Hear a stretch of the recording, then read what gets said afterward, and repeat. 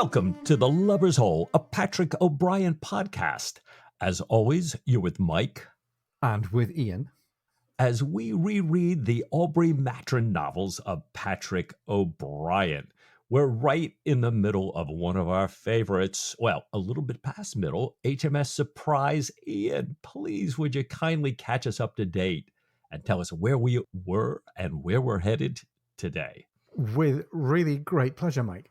Last time, in one of the most profoundly affecting episodes of the whole canon, so much to fit in last time, Stephen had proposed, no less, to Diana. She had refused him, but then asked for time to think about it until they meet in Calcutta.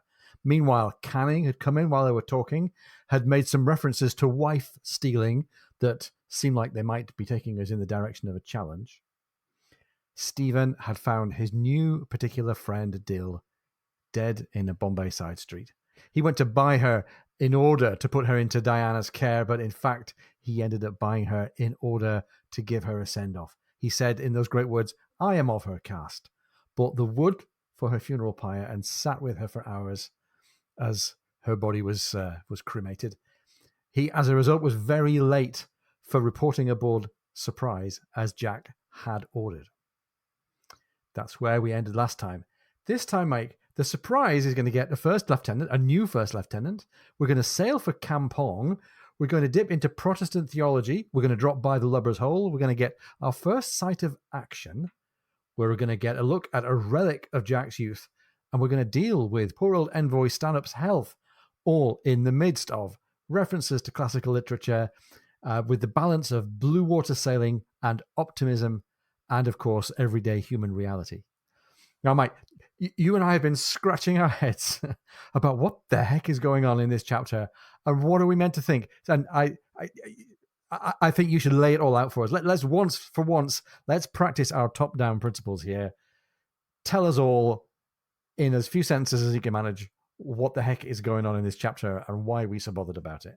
Well, it's interesting. You're right. I kind of jotted down some notes immediately after reading this chapter again. And I was so distraught. I thought, wait, what's going on here?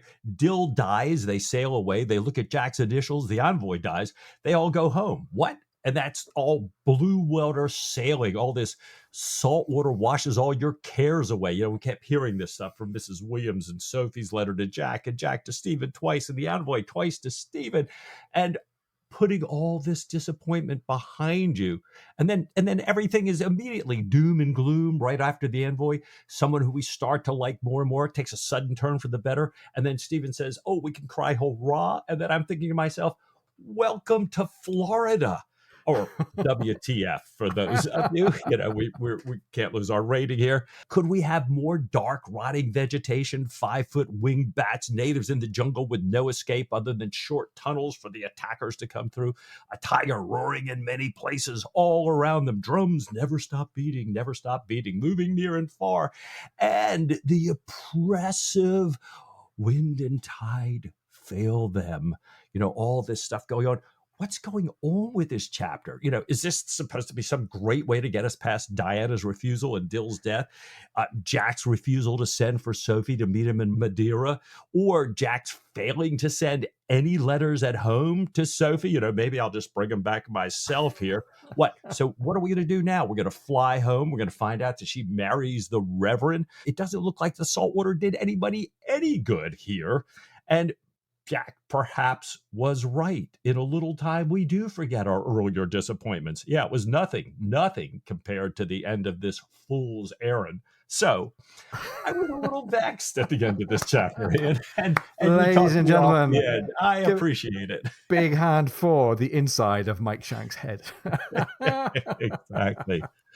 So it has got all sorts. I think we can piece some of the parts together, but that's the headline. That's where we began thing. What can we pick out of this really, really very, very mixed chapter? I'm pretty sure that I was feeling very strongly at the beginning of the chapter that O'Brien just didn't want to even look at Stephen. We don't get direct sight of him. We don't get any dialogue with him. He's come aboard and he is absolutely at the lowest ebb. the tide, is carrying the Surprise away from Bombay. The Surprise is in great shape as she sails away from Bombay. The height is near the height of the flood, a metaphor for things being on the turn and we're making progress. But Jack is grim-faced because he's watching out for two boats. First of all, he's watching out for a boat bringing a new lieutenant. More on him in a second.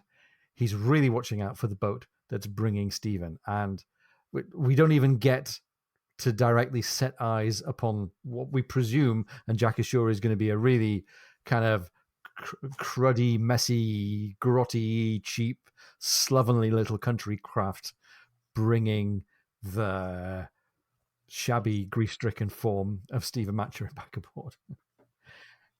As I say, the writer doesn't want us really to set eyes on Stephen at this point. We do get to set eyes, though, on our new first lieutenant, Lieutenant Sturton, sent by the Port Admiral of Bombay. Now, Jack takes Sturton, and he's not overwhelmed with positive feelings, I don't think, about Sturton. He has this great letter of recommendation from the Admiral.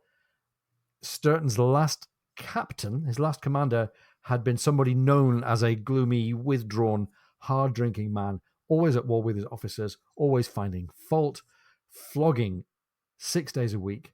This ship, the Narcissus, had become the prettiest, the most gleaming, spit and polished ship east of Greenwich, but also had the highest rate of punishment and desertion in the fleet.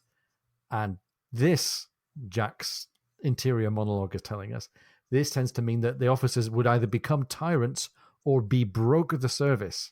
So here Jack has standing in front of him Sturton. He's trying to weigh out, are you an escapee or are you a keeper of the true faith of the tyrant of the Narcissus? And Jack knows what the habit of power can do to a man. And he tells Sturton, different ships have different ways. I'm not criticizing any other commander, but on this ship, on my ship, gunnery and seamanship come first. I'd rather have a ship that fights well than a spit and polish ship with no fighting spirit. And the only good fighting ship is a happy ship with good gunnery that can make sail promptly.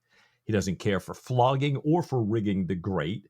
And he says, if men understand their duty and come to a proper state of discipline, officers who can't keep them from then continuing it without starting and flogging don't know their business.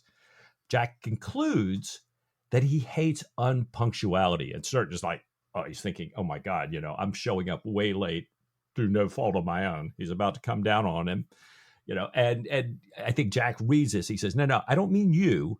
I mean the young gentlemen, the young gentlemen in the morning and middle watches. I don't like them showing up late to relieve the watch.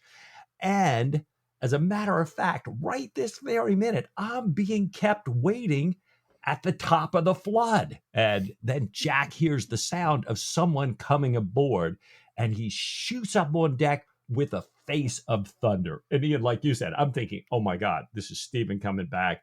We know where Stephen is. The flood was rising as he's sitting there next to the embers of Dill's burnt-out funeral pyre by himself. Yeah. Now he's coming back. Here's Jack ready to just blow him up. What's going to happen? And as you say, O'Brien doesn't give us that exactly. He doesn't. I think maybe O'Brien is sparing himself the burden of kind of composing and writing that. He's certainly sparing us, sparing Jack as well, because what happens next is we are with Jack as he is writing to Sophie. And this has been a vehicle we've used all the way through this book and many other books. We get to find out what's going on in Jack's head and in Jack's world through the letters that he writes and reads. He reports how the winds are now finally favorable again. The people, the ship's company, are recovering from just how hard he had pushed them through the refitting, trying to get away from Bombay by the 17th, which, as it turns out, was a fool's errand. We're going to come back to fool's errands a lot in this chapter. Right. The Surprise, meanwhile, is sailing better than he'd ever hoped for, thanks to the refitting, but there's still more that he'd like to do. They'd had to hurry the end of the refitting. There's still more that he'd like to do to squeeze some sailing performance out of her. He says he'll only be happy with the sailing if she's headed home. So he's sentimentally saying to Sophie, this is a great sailing vessel, darling, but the thing that she really lacks is that she's not pointing toward you yet. Jack is writing here about how the Admiral had taken Lieutenant Hervey in a fit of favoritism, the former First Lieutenant, and as a result of that, with the new First Lieutenant not yet on the scene, all of the labor of the refit had fallen on Jack's shoulders and also on Pullings' shoulders. Pullings had to work basically as the bosun as well as the First Lieutenant, running himself and the crew ragged night and day, never going ashore, never complaining. We know that about Pullings. Even when the Admiral sent Mr. Sturton to be appointed First Lieutenant over the head of Pullings, he still was accepting and uncomplaining and God loving for it. Now, the crew, wanting to look for an explanation for all this hurry up, had conceived a rumor that maybe Linoir's squadron is closer. Maybe Jack has got intelligence of this, so that had caused them to work extra hard. Jack had never actually told them that he didn't believe Linoir could be that close, so he'd let them carry on in a bit of a false belief there because it was suiting him. Meanwhile, Bondon had been working tirelessly as well, up until the point that he burned his arms with pitch. Babington, apart from running off to see his trollop and getting into difficulties there, had also worked ceaselessly after Jack had put this really, really accelerated, expedited schedule in place to try and meet what he thought was the 17th deadline, but which in fact Stephen had blown wide open anyhow. So, we get a little bit of recapitulation as well, Mike, about what was going on with Stephen and Diana, right? Yeah, and I think Jack trying to write to Sophie now that he knows that Mrs. Williams is saying, young lady, Jack is just heading to Bombay to see your cousin Diana. Yeah. So Jack is writing that, he started this expedited schedule after he learned that Diana Villars was in Bombay. And he didn't know this, he says, until an hour before he received Sophie's last letters. Right. And he also learned at that time that Sophie already knew that, and Stephen already knew that, even though he didn't here.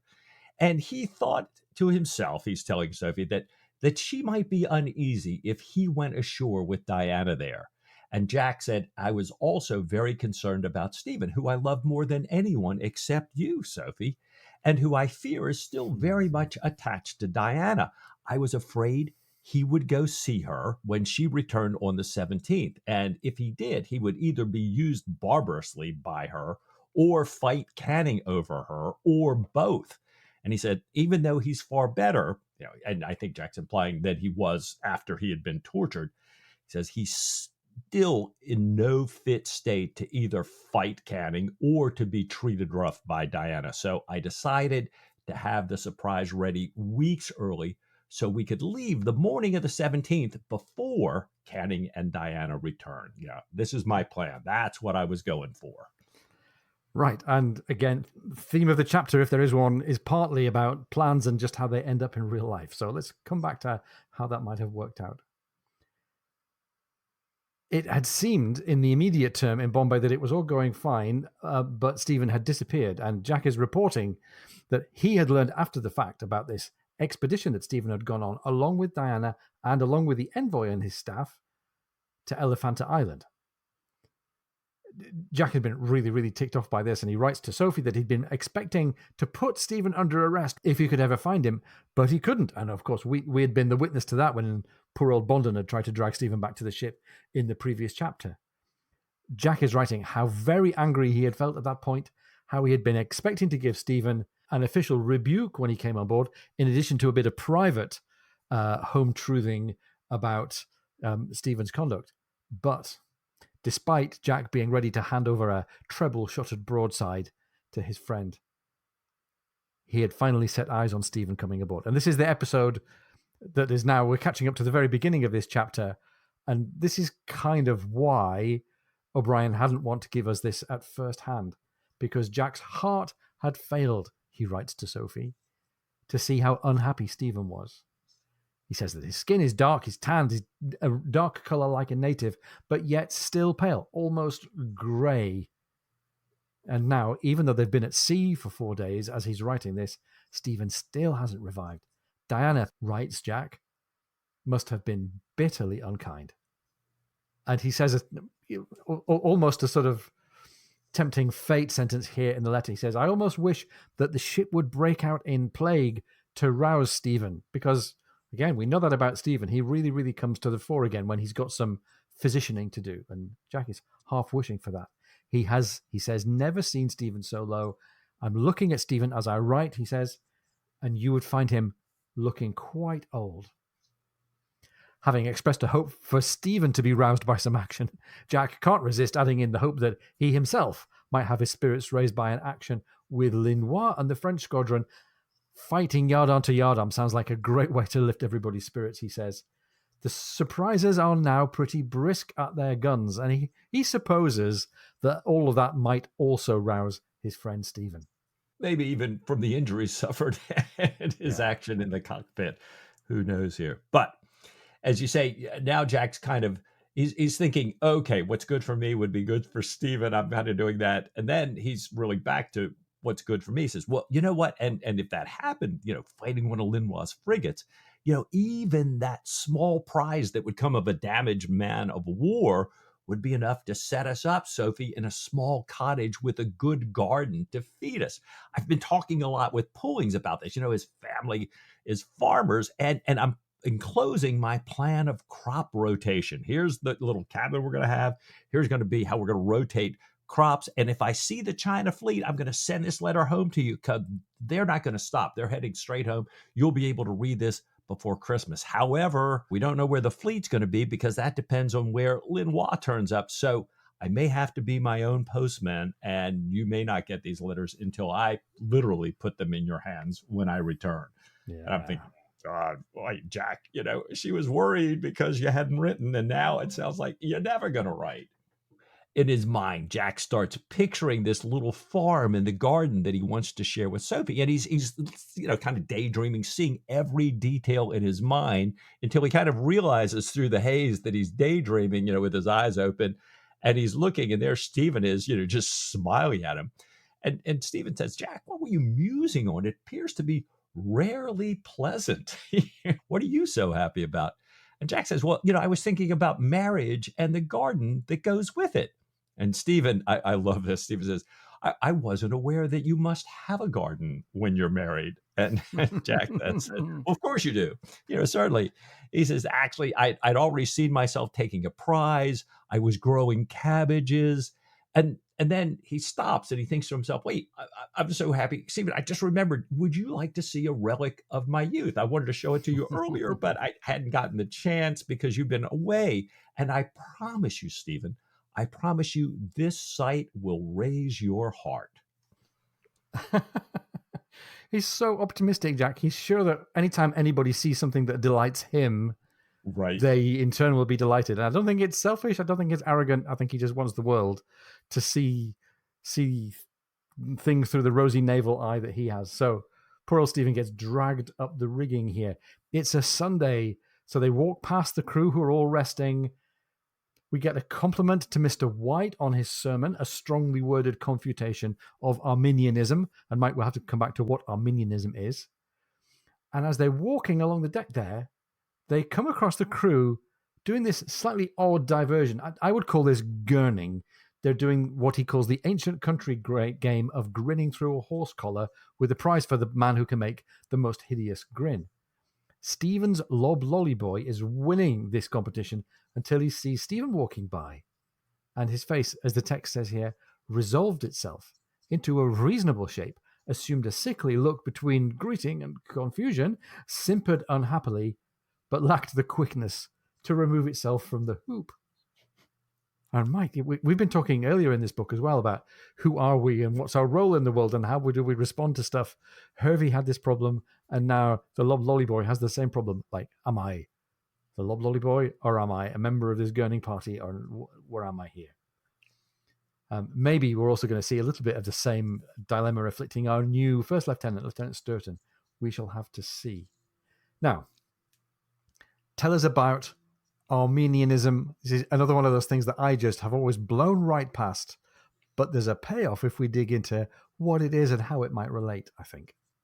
Yeah, I think there's this thing going on, like you say, all this stuff about who are we, who should we be? Who do others think we are? Who should I be because of what I want others to think of me, or because how I'm made, or whatever?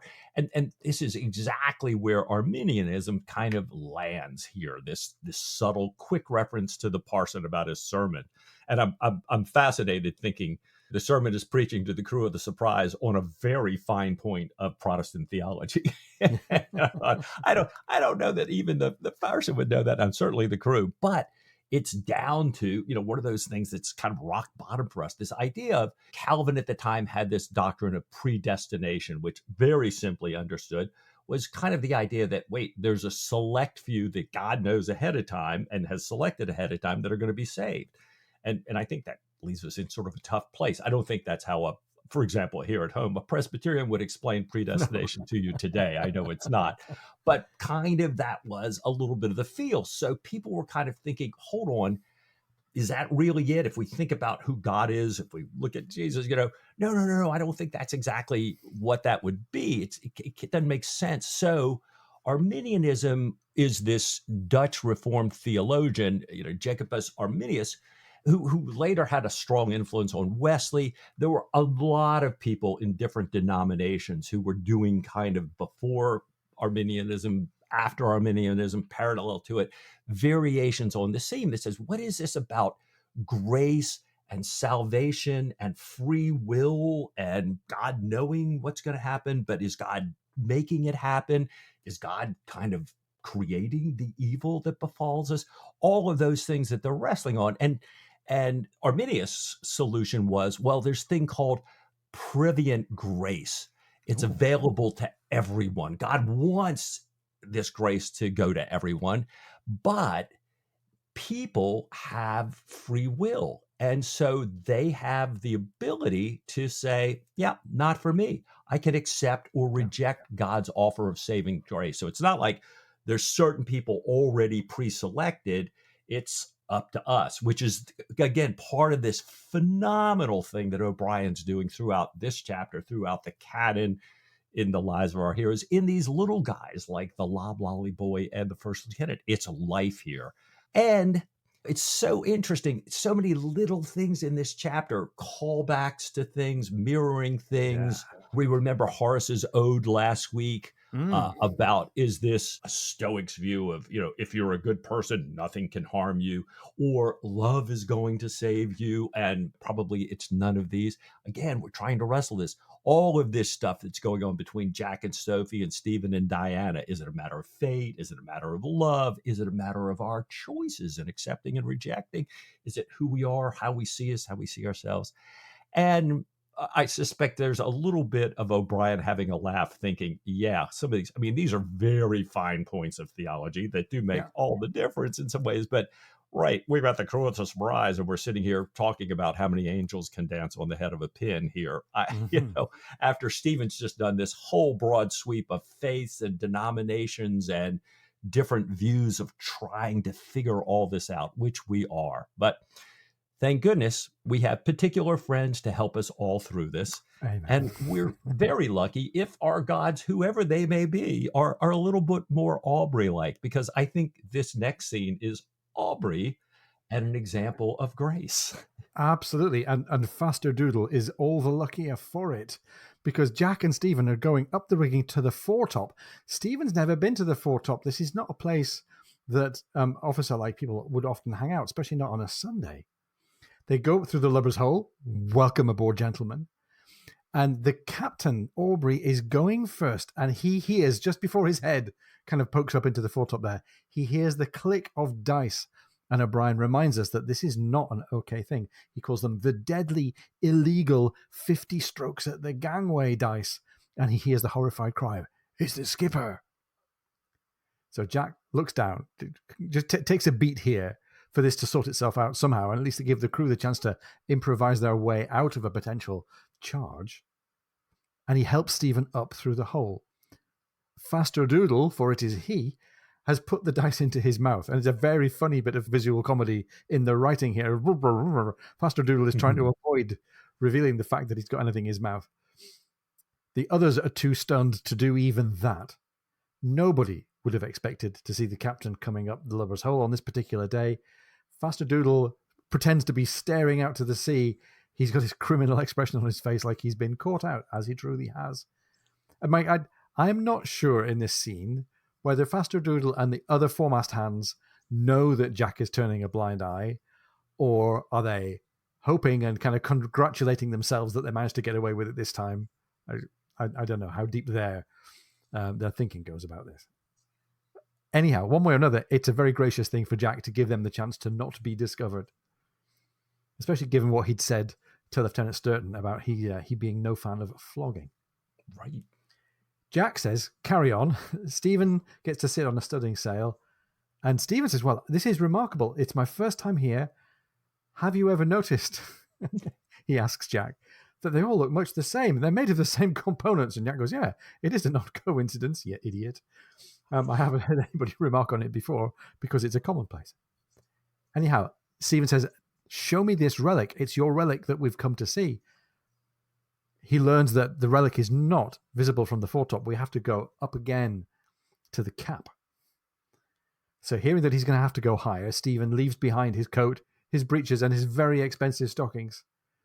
And he almost undoes the great tranquility of this thing by asking Faster Doodle to speak about how his bowels are doing since the rhubarb. But Jack very presciently says, no, never mind him about that. Leave the men be. It's their Sunday. Faster Doodle escapes once again, and off they go up the shrouds. They climb past the lookout, who's also working very hard to look like he's paying great attention, up to the cross trees, which is the next level above the foretop. It's funny that Stephen has clearly been clinging on with his eyes shut, and we only find out that when Jack says, okay, Stephen, you can open your eyes now. And Stephen, I think, is genuinely bowled over by the view. This is superb, he says, hugging the mast for dear life, but still able to enjoy the view. The people down on deck look like dolls. They're all foreshortened. Stephen notices how fantastic this view is, how much airier it is, meaning how much stronger and steadier the wind is so high up. And Jack gives a little explanation for that. And Stephen's not going to get into the theory of wind and height and distance. He wants to get philosophical. Have you ever, he asks Jack, considered the ship as a figure of the present, the untouched sea before it as the future, the bow wave as the moment of perception of immediate existence? And Jack says he hasn't, but he quite likes the idea, especially today with the sea bright. He says it's as bright and toward today as ever your heart could wish. I hope it pleases you, old Stephen.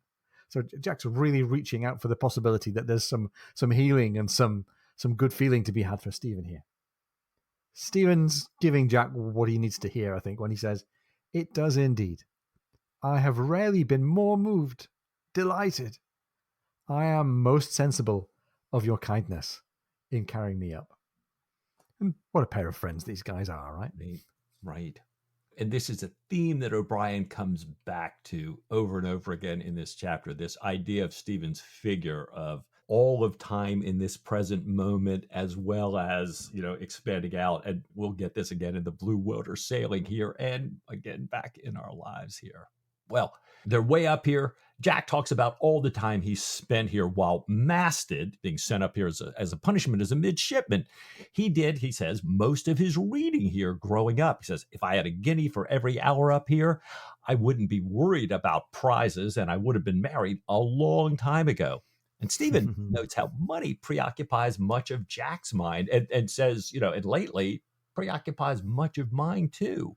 And he says, and O'Brien writes, how pleasant it would be to be able to offer one's friend a rope of pearls. And of course, we're immediately drawn back to Diana last chapter talking about life with Canning after how horrible it is. She says, well, I like a rope of pearls as much as any other woman. So here's Stephen thinking, oh, if I had this, then we would have this relationship here. But then Stephen notes how deeply stupid men are somehow able to come up with wealth and handling no possession without handling merchandise, without possessing merchandise, just by writing figures in a book. His example is the mathematical Parsi who he found. He says, the Parsi had said that if he knew Linois' whereabouts, he could make tons of money by speculating on commodities, those commodities whose prices would rise and fall depending on whether the ships bringing them to India would be able to get past Linois or not. And he said they could even get rich in the Indian funds, the stock market, if you will, with an untrue word spread about based on the statement of an honest man, essentially rigging the market. And we would have to say, stick a very long game pin or plant, by O'Brien in that statement here. And Ian, you had some thoughts on this in real life, what was going on. Yeah, I was tempted to try and dig back into what we know of the story of the creation of books to figure out, like, is he seeding this already as a plot point, or is he doing something else? I suspect that at the time that Patrick O'Brien wrote HMS Surprise, he had not yet mapped out the arc of the rest of the series of books. That will all come after Mauritius Command.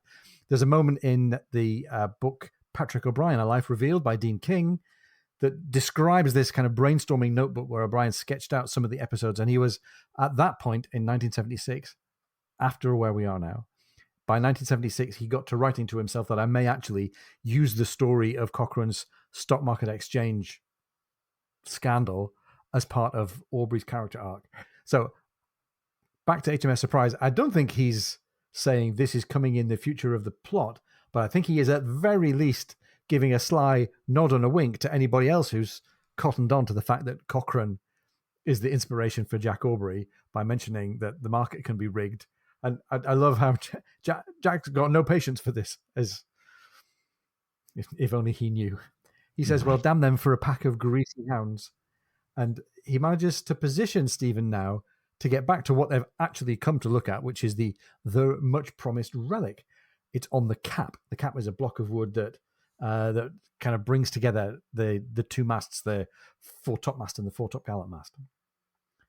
This cap had been put in when Jack was a boy, a midshipman, and that was easily 20 years ago, and it's expected to last another 20 years.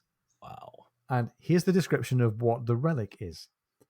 On the broad rim of the square hull that sat on the topmast head, there were the initials J.A., cut deep and clear, supported on either side by blousy forms that might have been manatees, although mermaids were more likely beer-drinking mermaids. Sorry. Oh, man. And if you're, 10 years old, what kind of mermaid, as a boy aboard a ship, are you going to imagine a mermaid with a pint of beer in its hand? So Jack asks Stephen, he's really, really hoping here for a bit of restoration and a bit of healing for Stephen. So does this raise your heart? Stephen doesn't instantly say yes. He says thank you, first of all. Stephen thanks Jack for the sight of this relic. And in the absence of a clear yes, Jack sort of goes on to make his pitch for the for the inspiring nature of this relic. It does raise your heart, says Jack. Whatever you may say. It raises it 100 feet above the deck. Ha ha ha! And he's very pleased with himself for this raising heart joke, which is extremely lame. I can get out a good thing now and then, given time. Ah, you never smoked it. You was not aware of my motions. When Jack was as amused as this, so intensely amused throughout his whole massive being, belly and all, with his scarlet face glorious and shining, and his blue eyes darting mirth from their narrowed slits, it was impossible to resist. Stephen felt his mouth widen involuntarily, his diaphragm contract, and his breath beginning to come in short, thick pants. And I love this very neutral physiological description of the mechanics of a laugh, which is probably how it feels to Stephen. Like, he is being induced almost against his will to laugh. It's Jack who's doing it, and I think he's getting us to have a giggle as well. It's great, isn't it, Mike? The friend persevering to bring his friend out of his low spirits here. Yeah, I love that. I love that. Well, and then Stephen, so caught up in the moment high up here, inadvertently wipes all the laughter from Jack's face, while I think trying to honor the moment. He says, but I am truly grateful to you, my dear, he says, for having brought me to this proud, perilous eminency, this quasi-apex, this apogee. You have indeed lifted my heart in the spirit and in the flesh, and I am now resolved to mount up daily. I now despise the mizentop, once my Ultima Thule, and I even aspire to that knob up there, nodding to the truck of the Royal. What an ape, or even I may say an obese post captain can accomplish, that also I can do. Ah, Stephen's like, oh yeah, I'm going to start climbing this. Matter of fact, I'm going to go all the way to the top here. This Ultima Thule. He said, what used to be the highest degree attainable, the farthest points, what the ancients used to believe was the farthest north. Stephen says, yeah, that used to be the mizentop, not for me anymore. But you can see why maybe that concerns Jack, right? Yeah, sure. He's worried about the idea of Stephen climbing up here by himself regularly. He says, well, each man to his own trade, meaning him and the apes. And he's about to make another witticism when he's cut off by the lookout, who we had sight of just a couple of paragraphs ago, calling out, "Sail ho!" And Jack looks at this ship that's now in sight 4 leagues away and thinks, here's a possibility. I have the weather gauge. There's plenty of time to get to her. So he calls for Callow, who's brought up his glass, to watch the sea beyond the chase, and for Stephen to sit there in the foretop and not move.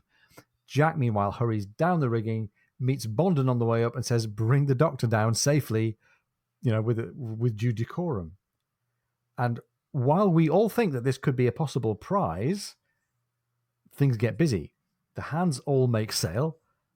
Atkins, the envoy secretary, comes running. Is it the enemy? And I love that Jack just blows him off completely. He doesn't get even the time of day for Atkins from Aubrey here. Is it the enemy? Is it Linois? Atkins then is knocked over by the afterguard, who are coming to run on deck to do the clearing for action. The clearing for action happens very quickly. He's quite gratified about how the crew in their fine Sunday clothes have managed to get the ship moving almost as fast, but not quite, as the Livelies. Everybody's squinting out to this sail on the horizon, what they think of as the chase, because she is a chase until we find out otherwise. The Surprise herself, all newly refitted and looked after by Jack Aubrey, is sailing in great shape. The courses of these two ships should cross in an hour, unless this chase ship should turn and flee. Even so, thinks Jack, I've probably got a 2 to 3 knot advantage. And he is pleased to notice that the new First Lieutenant Sturton is running about, preparing for a possible order to get ready for combat. All anyone can hear, meanwhile, is the ship running through the water and the excited tumult of her wake. I love the idea, excited tumult. The ship herself, because of course, Surprise is a character, the ship herself gets to be excited and to show it to us. What a moment. This whole crew dead silent, like you say, and all they hear is that excited ship. I love it.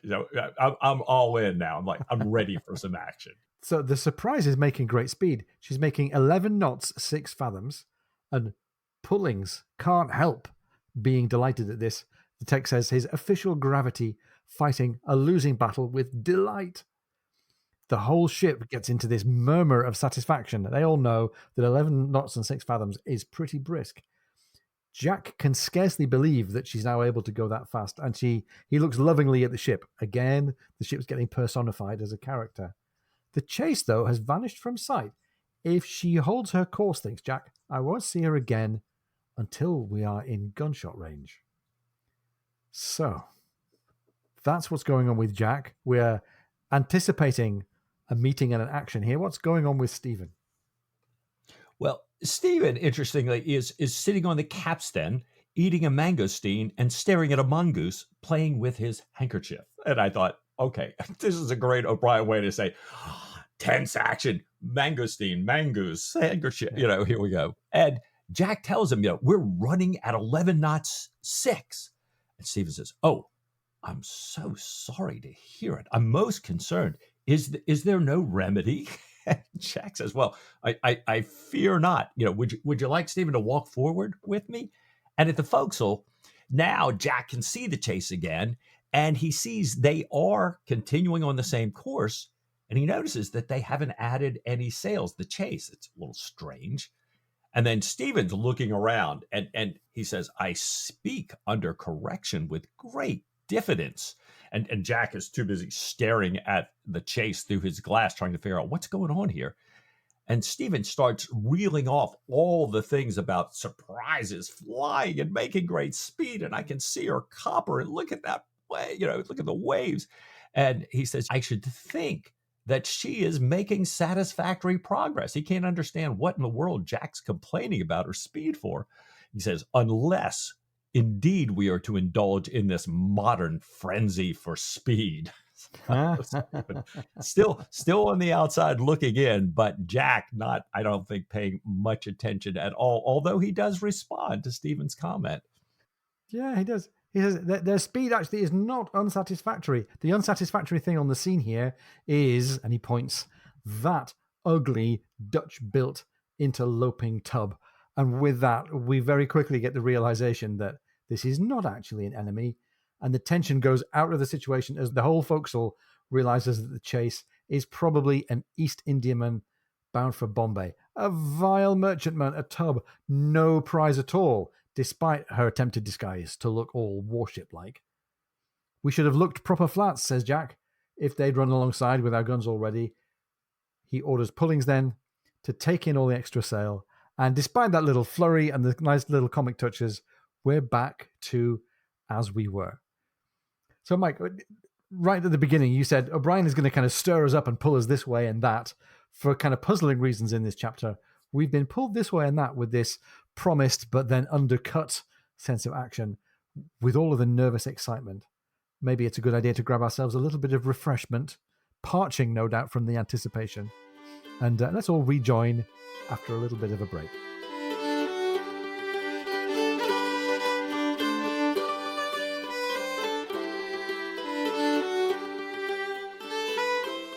Welcome back from the break. I hope that Madeira or whatever it is you had was refreshing after that parching anticipation. But now we're back on board the Surprise. It's 30 minutes later, and Theobald, the merchantman's master, a former shipmate of Jack and Killick's, comes across. Killick sees him and says, we're really sorry to hear about your mishap. And Theobald says, well, yet it's a savings in Neat's leather. And I, of course, immediately scratched my head and went, what's that about here? And Neat's leather, Neat's is an old way of saying cow's leather. Yeah. Became a phrase for shoes. So if you're a Shakespeare fan, Julius Caesar, Act 1, Scene 1, the cobbler talks about Neat's. Yeah, Neat's leather there. So This time, Theobald says they had made out the Surprise with her old mainmast the moment they saw her. And I'm sure Jack is a little bit, you knew exactly who we were? Because we didn't know who you were. And Jack, well, didn't you think we might have been Linois? And Theobald says, no. Linois has been gone for a while now. He's in the Isle of France or the Cape by now. He's quite out of these waters. So I think Jack's, there's new information, sadly. And after Theobald leaves, Jack says to Stephen, well, that must have been a sad disappointment for you, Stephen.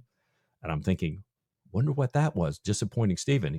And Jack clarifies, not a single gun fired. In other words, Stephen, I was so counting on this, this lively action to set you up. And we know that would have set Jack up, but probably not Stephen. But he invites Stephen to come into the cabin and finish the punch that he'd been serving to Theobald. And he tells Stephen, I didn't name you to Theobald. I didn't invite you in because I know there's nothing worse than sitting through the tedious stories of two old shipmates here.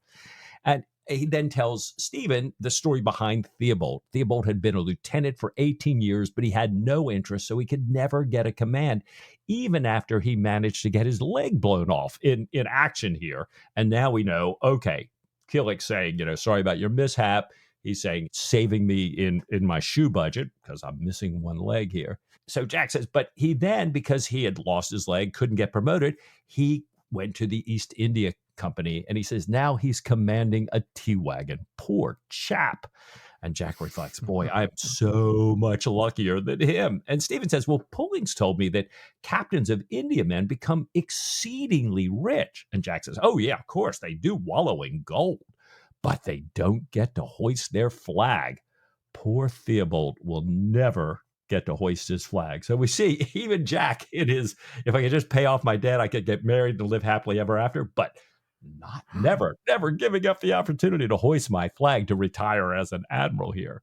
Well, Jack says, but Theobald had some bad news for us. Linois's taken a squadron to the Isle of France to refit, so they won't be back in these waters during this monsoon.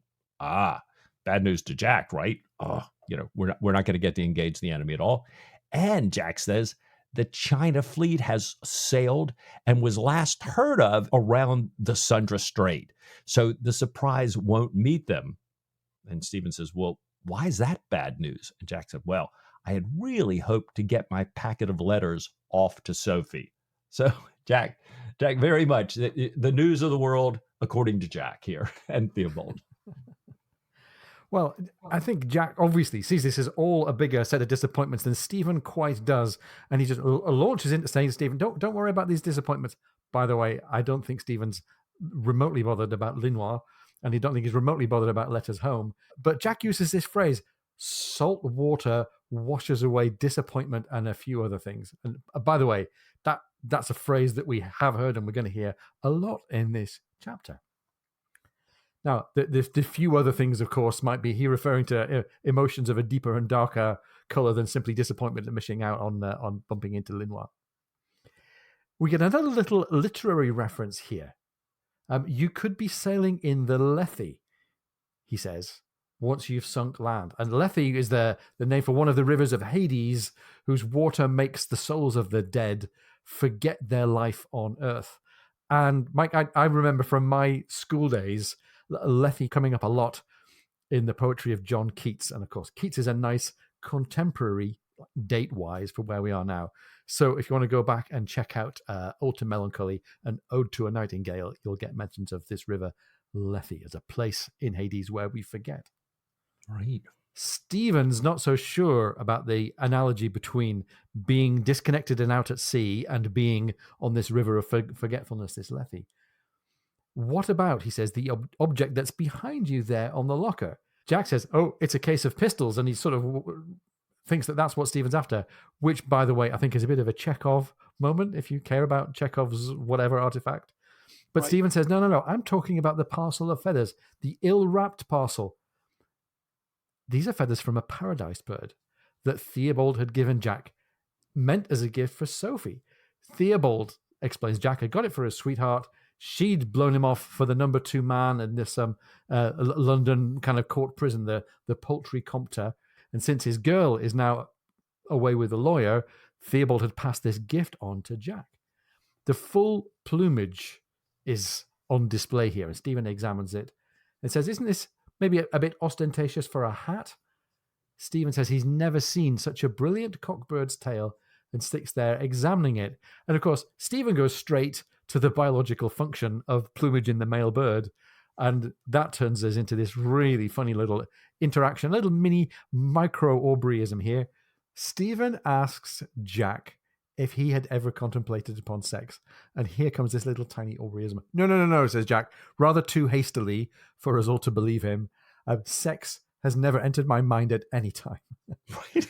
And Mike, we're 3 books into the canon here. There are another 17 books in which we can explore the extent to which Jack's mind is not really on sex. And I think we all know what the answer is. I call my first witness Molly Hart, but right. Never mind. No, says Stephen. You got it all wrong. I mean the burden of sex. And Stephen's in philosopher mode here. A male bird with these feathers can hardly fly, can hardly pursue his common daily activities with any pleasure because he's burdened himself with this weight which he's carrying just in order to find a mate. Just in order, he says, to induce the hen to yield to his importunities. How the poor cock must glow and burn. Yeah, we think the same. If these are, as they must be, an index of his ardor. And I think Jack is willing to accept the point, but doesn't want to dwell on it. That is a solemn thought, he says. Stephen's not done with his philosophical simile or metaphor here. A capon, that is to say, a castrated, domesticated cockbird that's been fattened up for eating, a capon has a far easier life. No heavy feathers, no fighting spurs.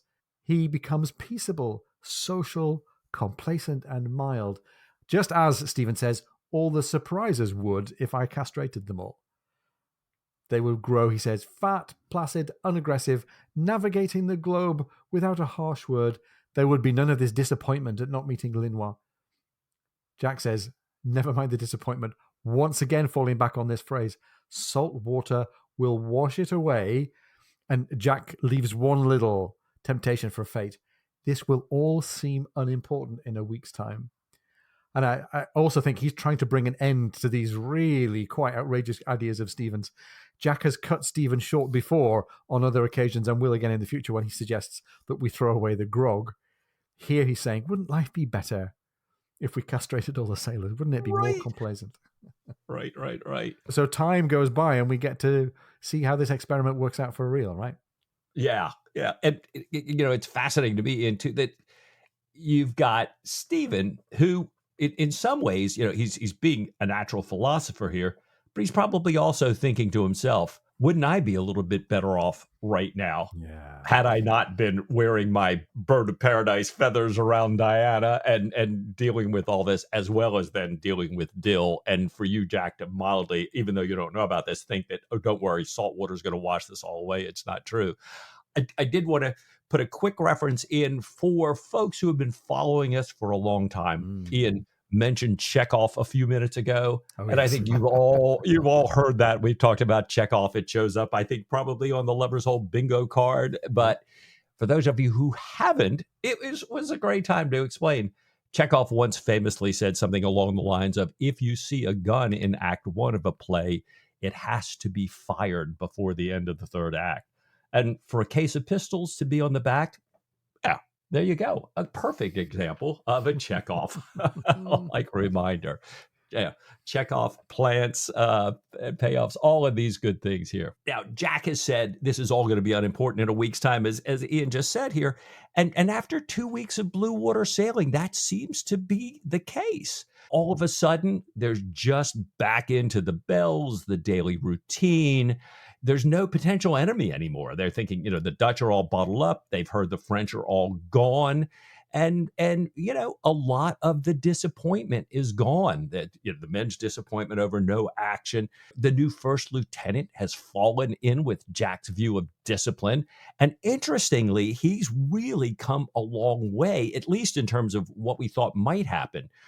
Even though he's not disciplining, he's not starting, he's not flogging, Surprise would be ready for an admiral's inspection any day of the week here.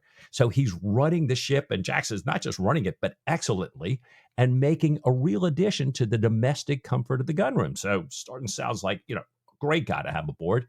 And Jack now, with somebody really competent running the ship all the time, he can really think about the frigate's sailing qualities. Since we mentioned before, they didn't have time to restow the hold before heading out. They were in such a great tearing hurry. So she's really great right now at sailing large, but has a bit of a slowness and a tendency to gripe when sailing close to the wind.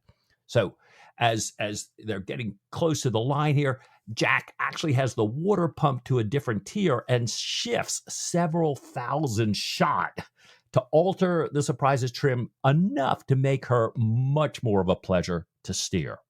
And though everyone's busy with all their daily duties, everybody's got something to do, there now is, in this kind of ordinary time, as we might say it in kind of a ecclesiastical view, plenty of time for dancing on the forecastle, for the men singing, and for Jack and Stephen to be playing music themselves, and sometimes even in the envoy's suite with the envoy and his flute. So it does sound a little more bucolic, a little bit more like we're used to in this long blue water sailing.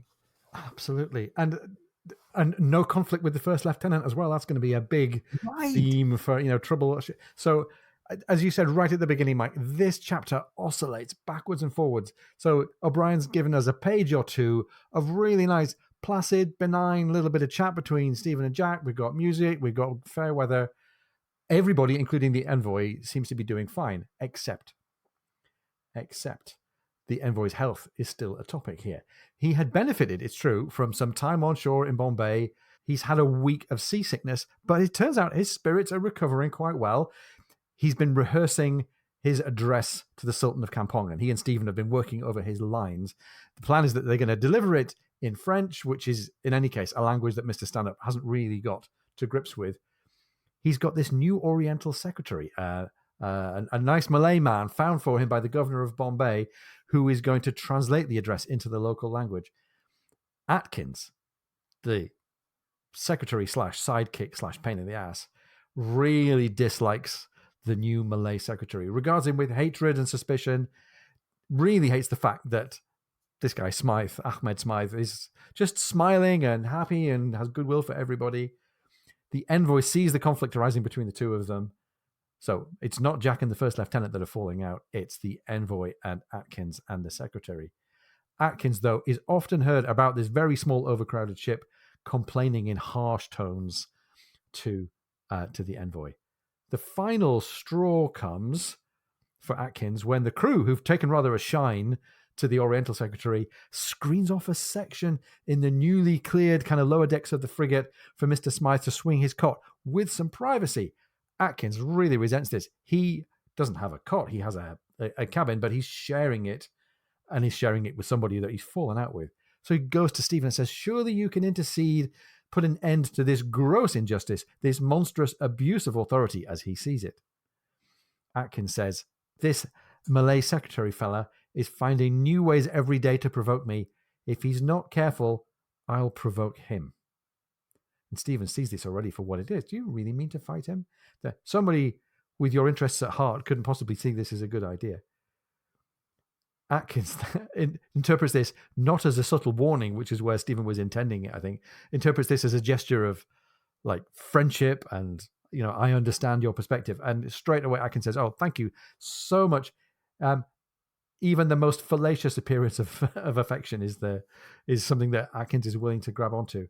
Tells him no man of his family could fight with a half-caste clerk, and says, even if he is a Christian, a gentleman is always a gentleman. And Mike, this is it. Already we've learned in these books that we don't like, and Patrick O'Brian doesn't like, people who stand on privilege and people who kind of try to recruit others to their cause.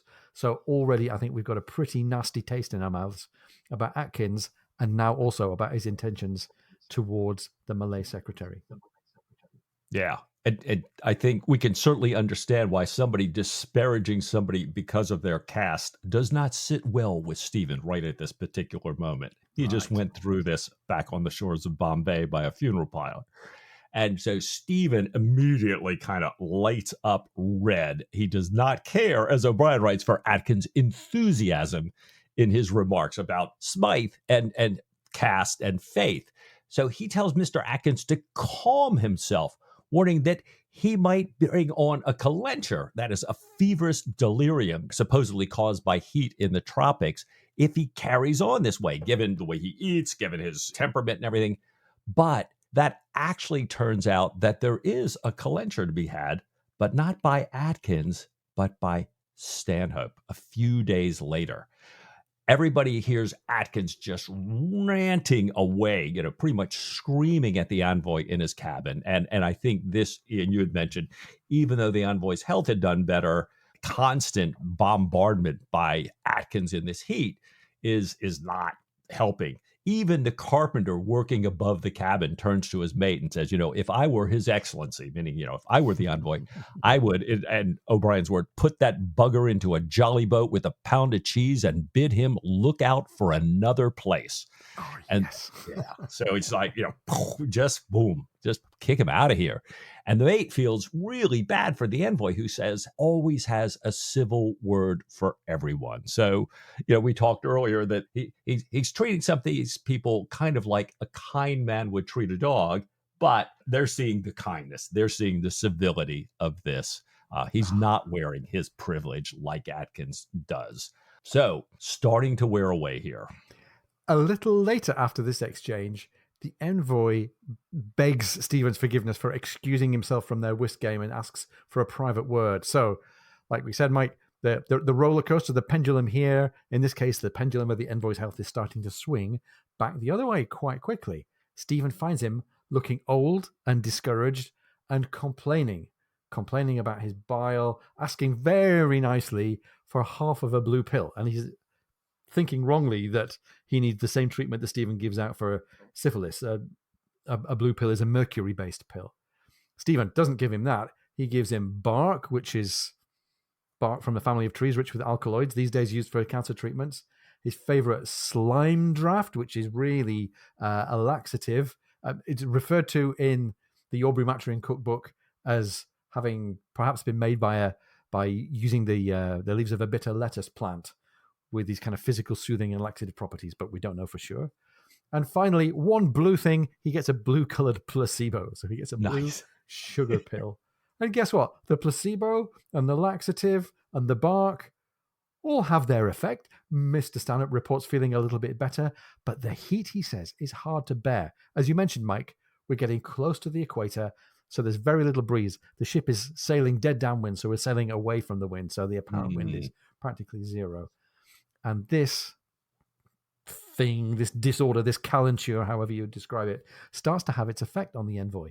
He's dry and yellow and thin as he lies there in his cot. He's suffering from continual nausea. He's still, though, even so, polite and grateful and apologetic to Stephen. Stephen and his mate have no idea what this really can be. And they sort of go into conservative management of the patient. They're just trying to protect him so that he might get the chance to recover by himself. So he forbids Mr. Atkins from entering the cabin. He can use the authority of doctor's orders to make sure that irritation is removed. He says that Hippocratic attention, meaning the attention of care and amelioration, if you like, must take the place of curative drugs because he's got nothing.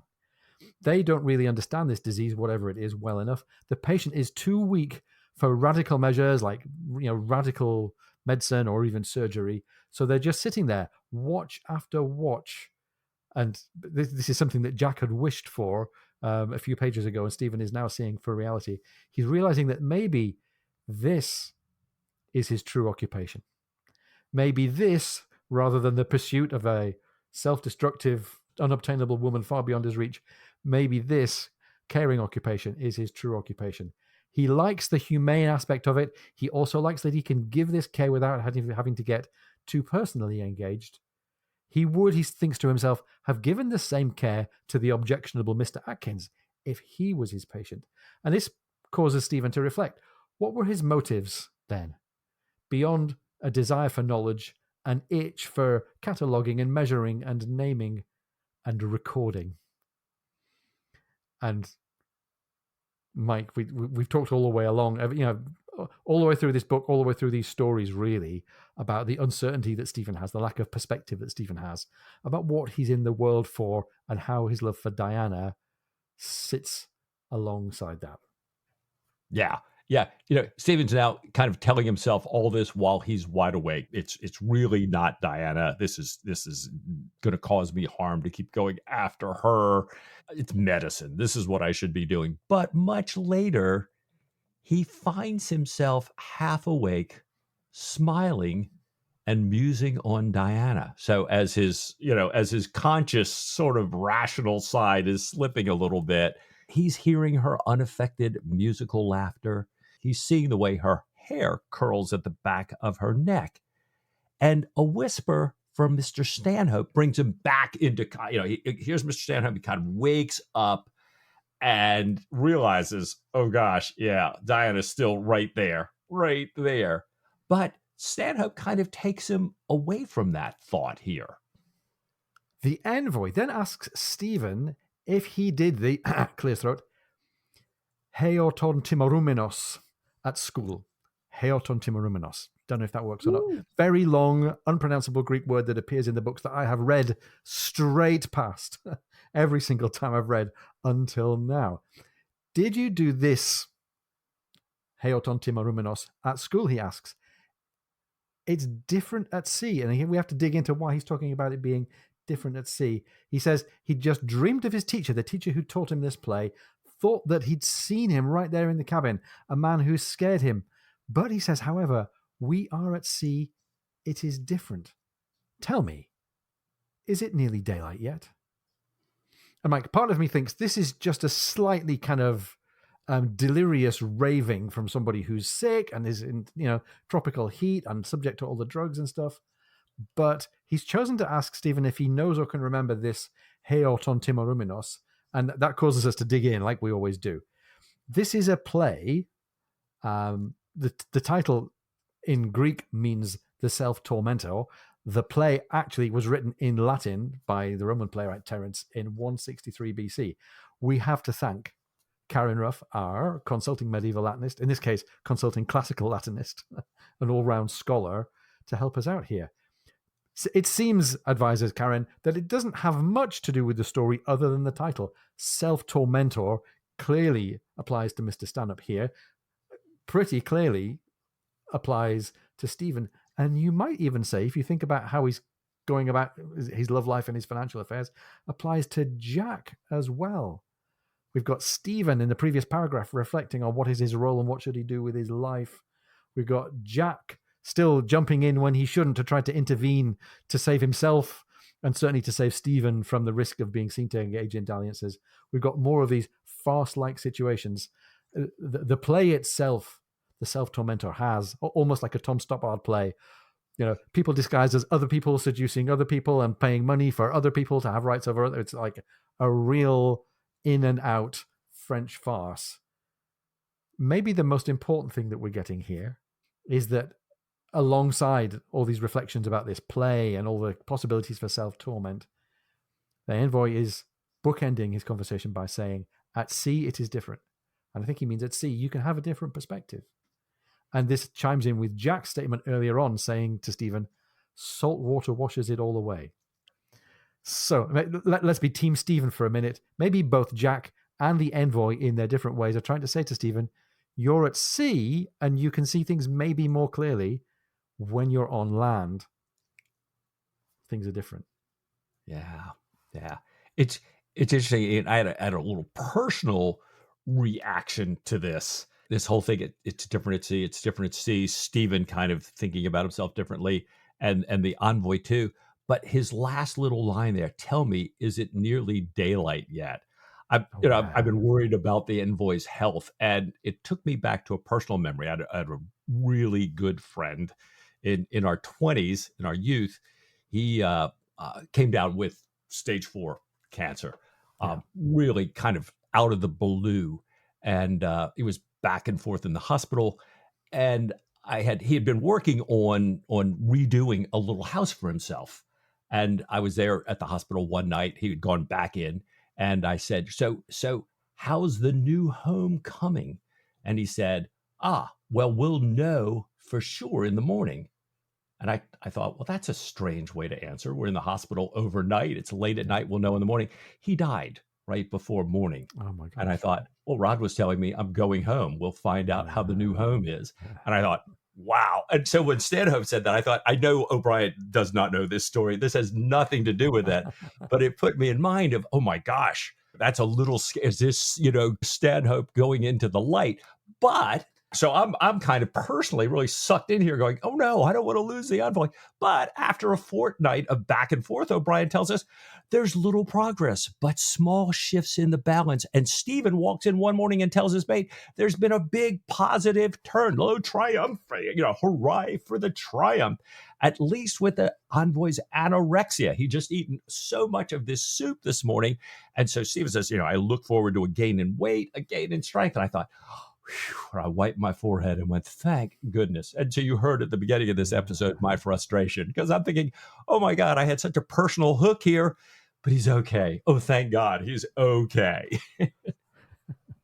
Well, flip ahead and count the number of pages still left in the book and just think about what kind of trajectory we're on here.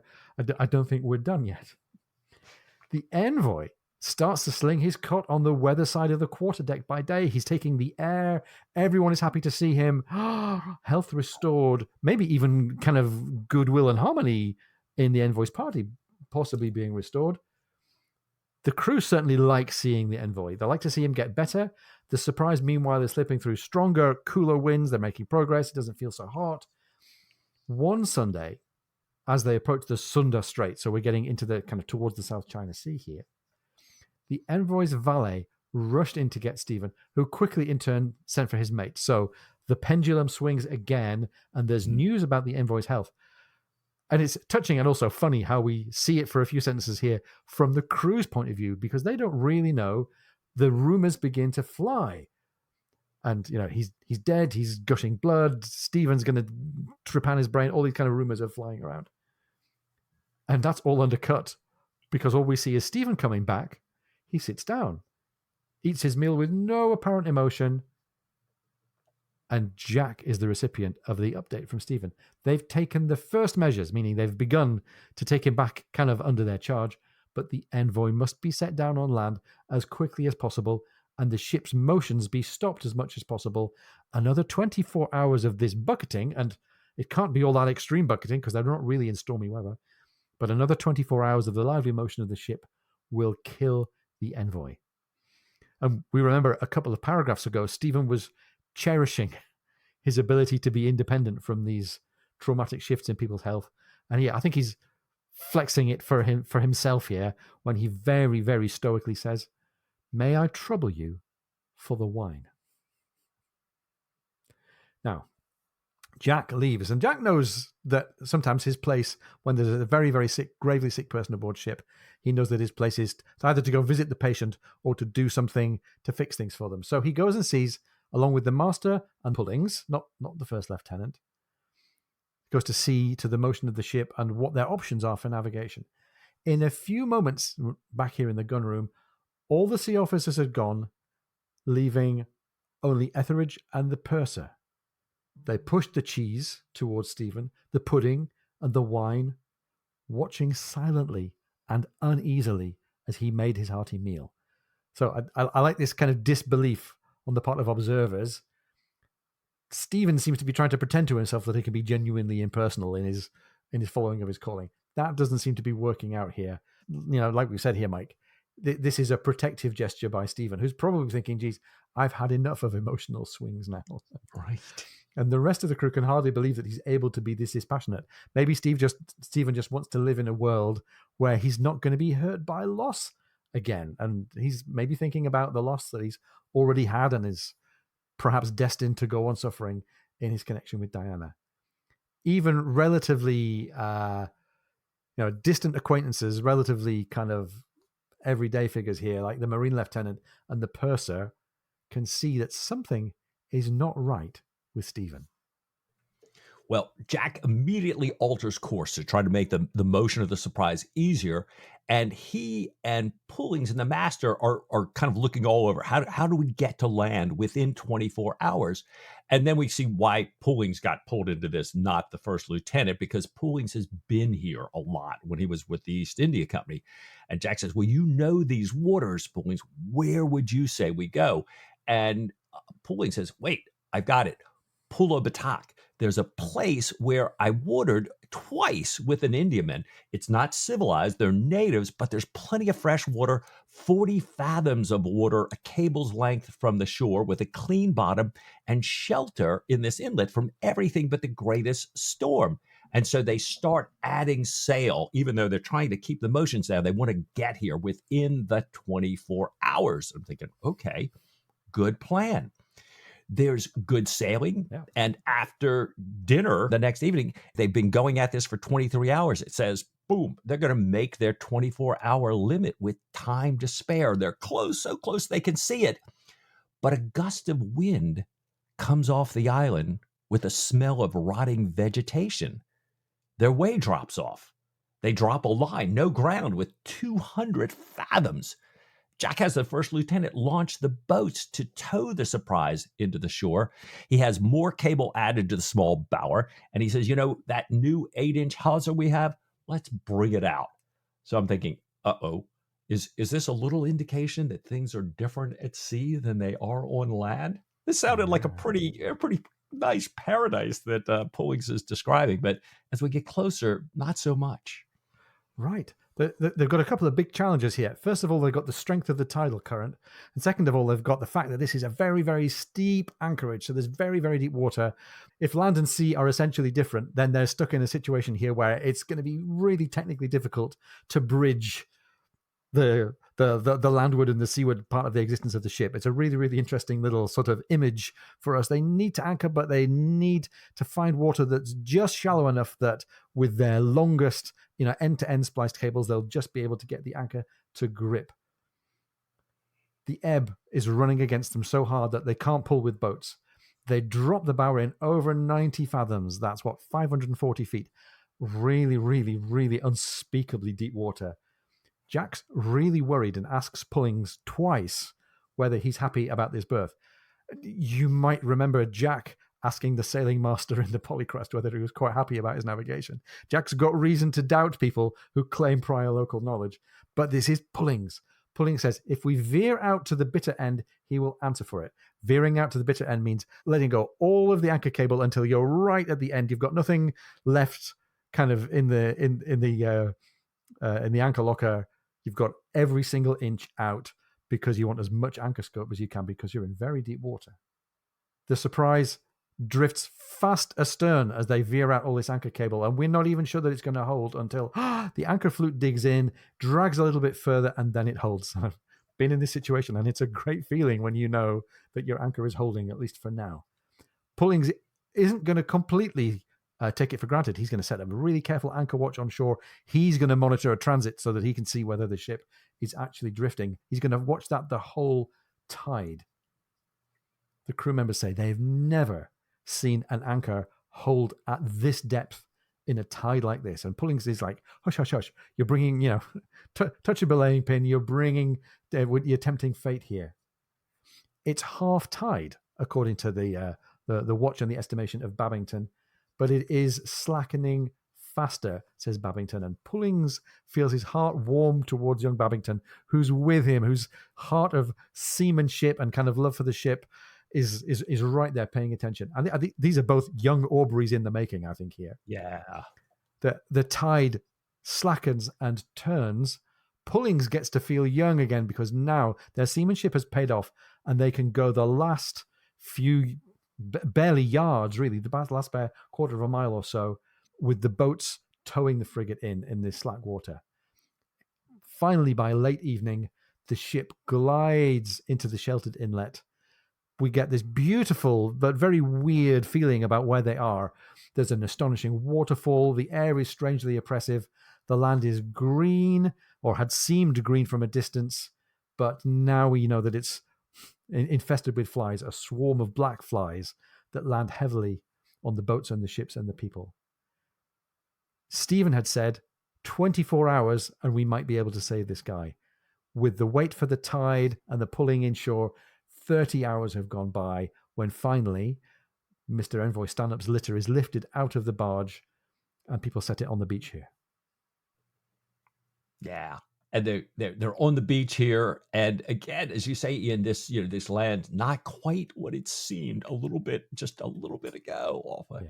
There's no land breeze on this small beach in this little lost inlet. It's filled with the smell of decay and the hum of mosquitoes. And Jack hears the sound of a drum in the forest. He'd heard it earlier as they came in. Then they were there by this big waterfall. He couldn't hear it, but now he can hear it again. And he's thinking, I'm just not sure how far off that is. And all of a sudden, there are these huge 5-foot wingspan fruit bats kind of flying low over them in this open space. And they're all going into this vast creeper-covered tree. And as Jack's following them, he thinks he sees a dark man-sized form moving through the green. And Jack's, he's worried about this. He steps closer to the form, but finds out, I can't even get through the jungle here. It's absolutely impenetrable. And looking out, he sees, the only paths through here are tunnels like 2, maybe 3 feet high. And I'm thinking to myself, can this get any more forbidding? Yeah. Black flies, mosquitoes, people moving, drums here. Do we have any more ill omens and signs coming here? Again, this is different. It's different at sea. Absolutely. So, Stephen before had been saying, I can't take heroic measures while we're at sea. It turns out that heroic measures are going to be tried here. They lay out a little kind of shore base for Stanhope and the people who are going to try and care for him. There are tents, there's a top lantern, there's marine sentries posted by Etheridge. The ship is a cable's length away. That's not very many, like barely 100 feet away, in 20 fathom water. So it's still a very, very steep shore here. The ship is actually moored fore and aft to trees. The best bow anchor, though, is laid out to seaward to protect them if the wind and the tide start to have their effect. The guns are commanding every angle of the approach, but Jack is still uneasy, has this feeling that he's being watched.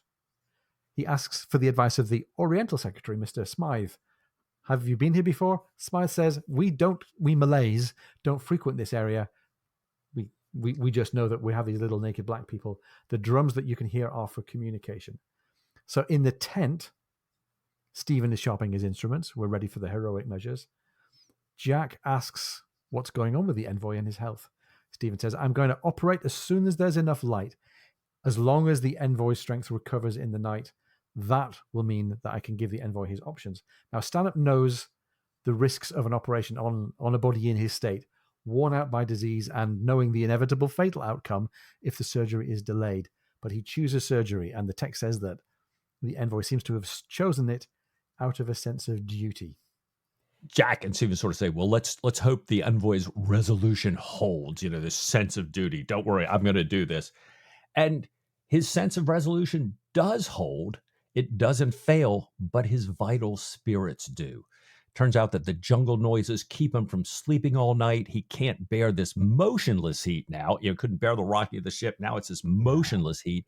And near 3 a.m., while he's talking quietly about the ceremonies at the Sultan's court and the importance of not yielding his importance to any improper claims, things that they've been telling him about, he's going through all this in his mind, talking, and at 3 a.m., he dies.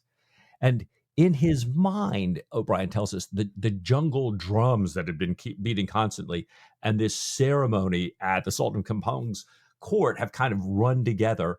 And O'Brien thinks he had no real notion of dying. He just kind of moved into this. I remember my grandfather doing this. He was busy building a house as he passed and talking about exactly the way he was laying the wood here.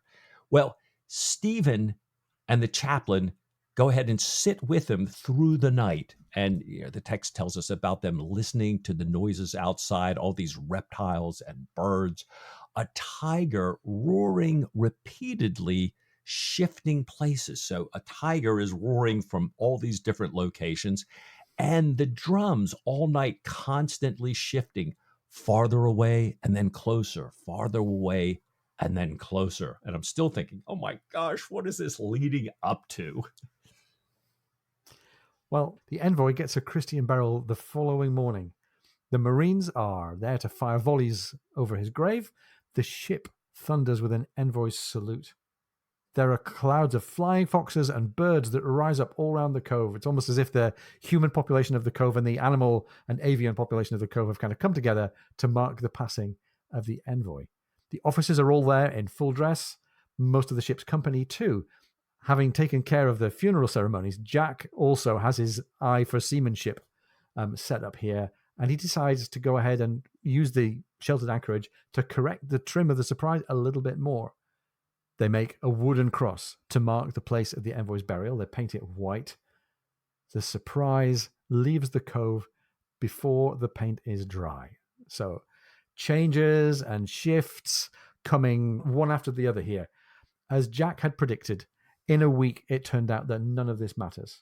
Now, that may not have been quite what Jack was thinking, but it turns out that this is how it all came about. So here we are, Mike, at the end of the chapter, and this is the closing line. Jack looked out of the stern window at the distant receding land, dull purple now, with a rainstorm beating down on it. He said, "We came on a fool's errand."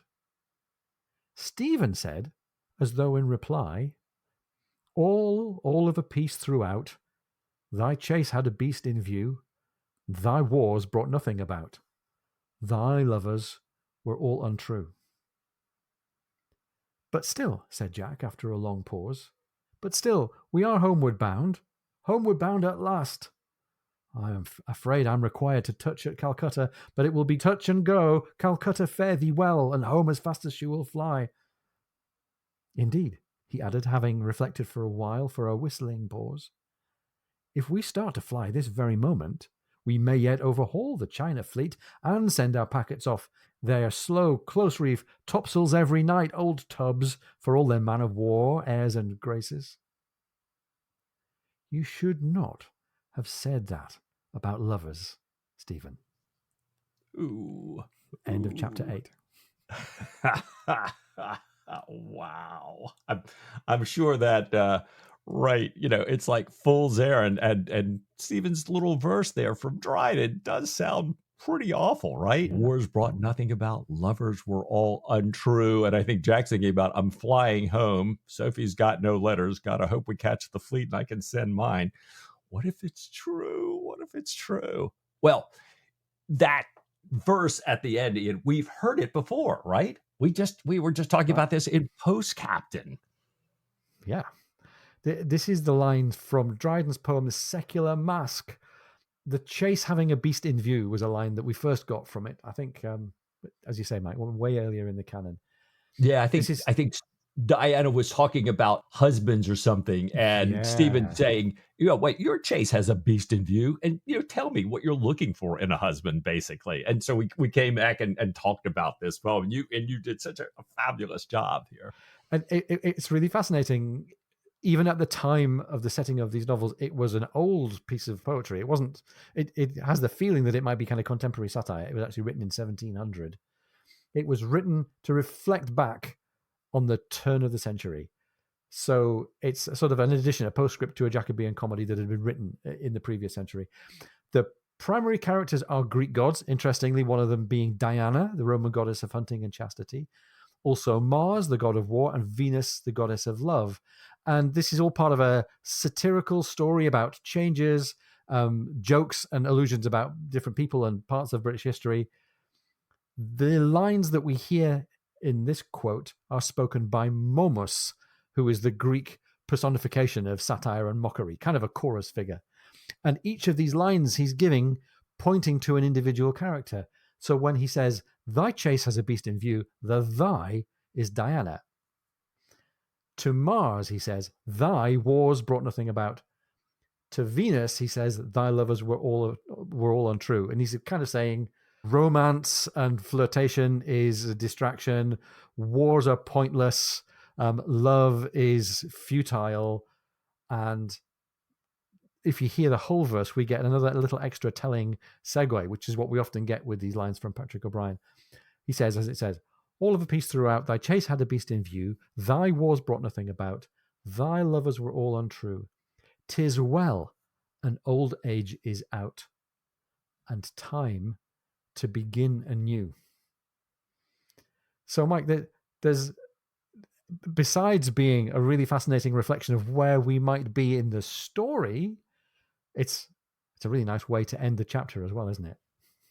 Yeah, it's this note of the old age is out and it's time to begin anew. And I thought, let's hope that that's what we're pointing towards here. I was so frustrated, as I said at the beginning of the thing, but you kind of talked me off the edge there, and I realized a little bit that, wait a minute, maybe we are turning a page here, and maybe rather than just being frustrating, O'Brien's done kind of a masterful job of putting us right in the middle of life. It was really clear he put us in the middle of life last chapter with Dill, with Diana, with Stephen here.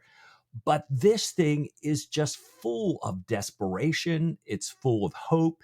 It's ripe with opportunities for failure and redemption and triumph, and big moments and small moments. And again, O'Brien, I think, is just showing us, rather than telling us, what we do is what shapes us as human beings, and who we are as human beings shapes what we do. And we see this kind of coming about all over here. Yeah. But I kind of wonder, if we're turning to a new age, what's going to happen? I kept thinking, I got to get back to the plot here. What's going on in the plot? Right. And this is another end to a chapter where you think, well, in almost any other book, you'd think this is the end of the book, and like the new age is what's happening next.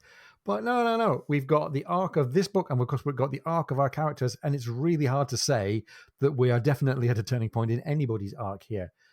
The new age might be an invocation of Linois, who we think is away and on his way out of the Indian Ocean, but the get-rich insurance premiums that the merchants were talking about, possibility for some good intelligence and the chance of a prize for Jack, the French seemingly having gone, the China fleet having sailed. Does that really mean then that Jack's not going to get to see them, that Jack can't send his letters home? Or maybe not. And Jack seemed hopeful at the end of the chapter there. Has all of this blue water sailing, washing stuff away, and the death of the envoy, and the end, therefore, of their mission, does that mean that there's nothing more to do? Safe journey home. How much of Jack and Stephen's shared enterprise, all the different things they're trying to do individually together, how much of that is going to turn out to be a fool's errand? Yeah. And I'm really thinking, like you said, there's 3 chapters left in the book here. Surely we're not going to have a 3-chapter ride straight home. I don't think that's going to happen here. No. And I'm dying to find out. But yet I know personally with you and I, we can't find out exactly right away, right? No, that's right. What with public holidays, we're sitting here on July 3rd, so happy 4th for tomorrow, Mike. What with some personal vacation time coming up for me, what with elections going on, there's a lot happening in the world of Ian and Mike. So we're going to take a break next week. We will, on Sunday, be reposting our Crossing the Line episode on Patrick O'Brien and children, including some great conversations with Steve from the Cinephiles, just because we think this is a great moment for you to hear that again. So we hope that you'll enjoy that. We hope that at the same time as we're doing so, you will have a wonderful summertime, a summer weekend if you're expecting one. We'll be back on board for the remains of that 3-chapter ride to the end of HMS Surprise the week after next.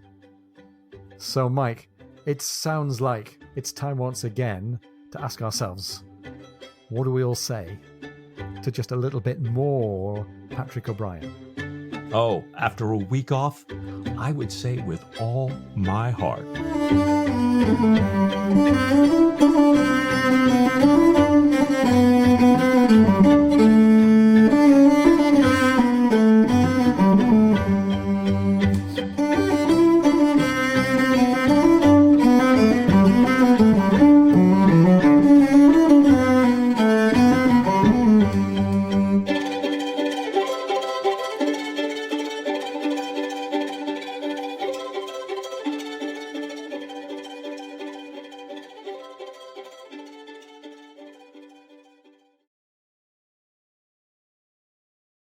Stanhope kind of takes him away from that thought here.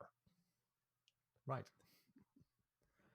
I'm sorry, I got myself distracted. I'm ordering some lunch online. Oh, good for you, Ian. Good. And I just, we just came up with that 27-syllable Greek, Latin, and I thought, we're going to hand this right over to Ian. So thank you. There you go. There you go, Sam. There's another one, so we can tell our listeners this is how it really works. Going behind the curtain. Exactly.